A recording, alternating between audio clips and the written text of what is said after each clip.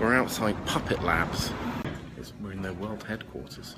So the reason why we're coming to Puppet Labs is that this company, its product Puppet, was instrumental in changing the way that I certainly did my work as a sysadmin. So instead of just having lots of ad hoc scripts to perform automated tasks, the Puppet product is a framework for automating the configuration and installation of software. This was just a real leap forward in how to do things and also how to think about doing things. So this is the Puppet Labs office. We moved in here in November 2014. Yep. Wow. The screen that I signed on, is that got a Puppet agent running on it? I think that's just running on an iPad. Someday, yes. Isn't the aim to put it on everything? Yes, even people. Even people, yes. The Pac-Man machine is not yet being puppetized. Is puppetize an actual verb? Yes. We've made it one. We've verbed it. What we call the Overlook, which is where we have all our company meetings, all of our coffee in the morning, refrigerators for lunch. We do a company-wide catered lunch here every Wednesday. And they have a soda machine. 3 beer, 1 cider that rotates. Cider, proper cider, not like hard cider. Yes. We have River Nat Survival, semi-dry apple cider on the left. The biggest draw is there are many what are called food cart pods. Essentially, a food cart pod would be a parking lot, and around the exterior of the lot, you'll have small trailers parked for a given restaurant. I got this at a food cart. It's a small place called Sunny Bowl, and they serve vegan food.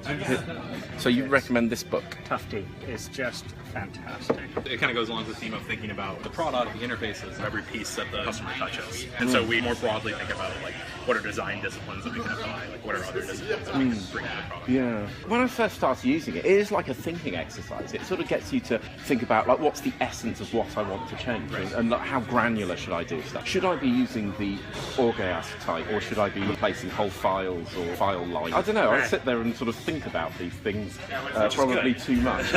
Because then you get kind of the minimum layer that you need to manage your configuration, and you don't have added complexity. Using Puppet is a ton of work, but it replaces a ton of work that is quite boring. So for all the time that you spend thinking about, do I use Orgeas versus file line, it's time that we're not spending whatever manually installing stuff.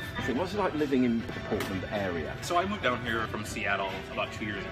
Portland is approximately the same size as Seattle. It feels like a lot smaller, more laid back. I get a more kind of community feel here in Portland. I feel like there's a greater diversity of technology opportunities here. You have large players like Intel, Nike has a large technology presence, but then there's a lot of mid-sized companies like Puppet, Jama, Urban Airship.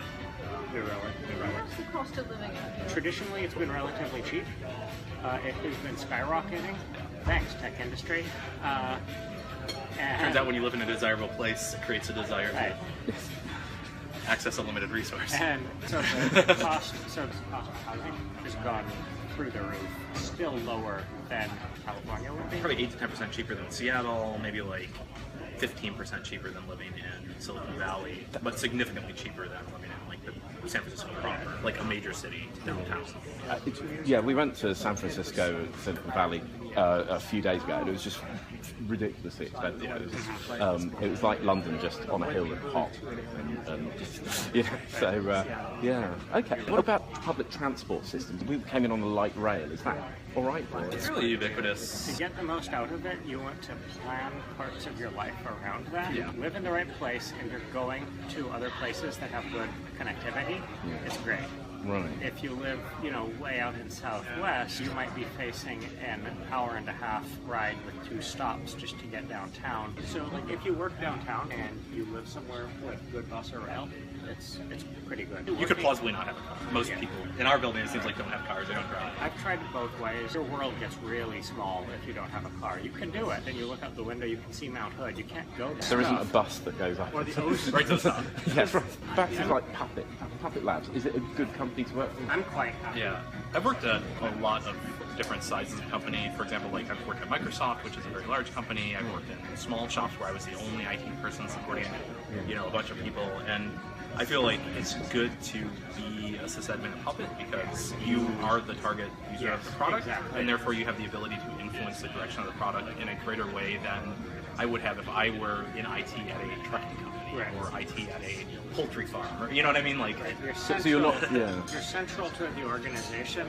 in a way that you really couldn't get outside of another company in the same space. By simple virtue of being ops here, you have legitimacy in having a voice in what the product should do. If you're ops or IT in the basement, you have, no reason to talk about what the company does, about the core mission.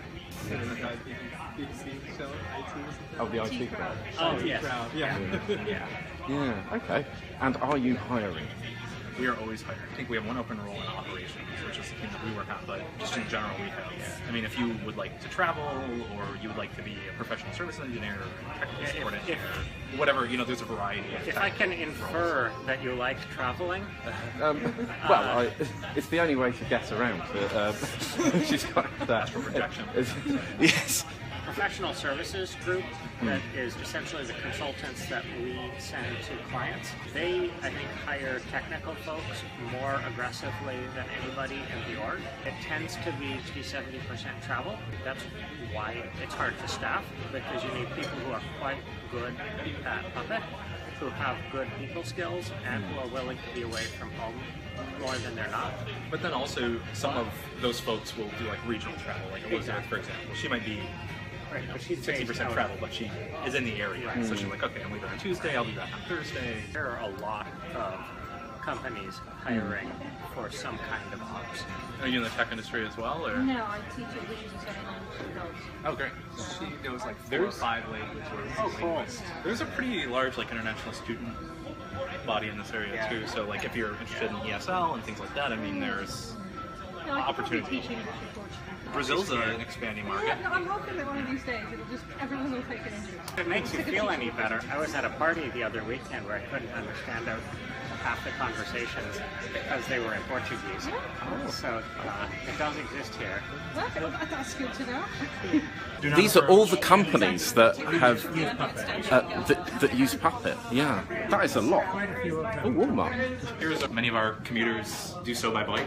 We have a cycling team that competes in like challenges with other tech companies locally. We have professional tuners come in every couple months and like help people with their bikes, and just kind of a general area with tools and racks and the right things to make people are like make sure they're safe and have the right stuff. And we also provide financial incentives to people with bikes. We have 2 floors here.